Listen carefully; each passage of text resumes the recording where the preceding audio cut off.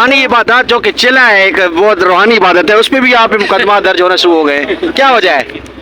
بس نظر آتا ہے کہ جی چلا جو ہے نا وہ تھوڑا سا مہنگا پڑ گیا۔ شیخ صاحب ادھر تو 12 گھنٹے سماعت ہو رہی ہے آپ کے دوست کی اڈیالہ جیل میں، آپ کی آج 3 منٹ میں ختم ہو گئی، وہ تو سرکار کیا کوئی نے معاملات سیدھے ہو رہے ہیں؟ اللہ کرے سیدھے ہو جائیں، میں تو یہاں تھا ہی نہیں۔ اب آپ سوال ایسے کرتے ہیں جو کہ میں مناسب نہیں سمجھتا۔ ابھی تک میں 68 میں ہوں، آپ کا تو دل ہے کہ میں اندر ہی جاؤں اور میں کلندر ہو گیا ہوں اندر ہی جاؤں۔ عوام چاہتی ہے کہ شاید آپ دوبارہ چلے پہ جائیں، اس دن آپ کو دعا دی ہے کہ آپ نہ جائیں۔ بس یہ بڑی مہربانی ہے کہ چلے سے بچائیں۔ چلے والی باتیں نہ پوچھیں۔ راشد صاحب کا پارک ہے گاڑی کتنے ہیں؟ ہمارے ضمانتوں کی تو 23 کیسز تھے آج،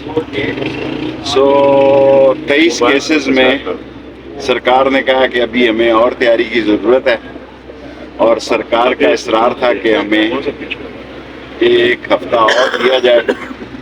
تو اب 25 تاریخ کو یہ میرے اور راشد شفیق کے خلاف جو 23 کیسز ہیں وہ دیکھیں گے۔ ضمانتوں کی توسیع ہو گئی ہے 23 تاریخ تک۔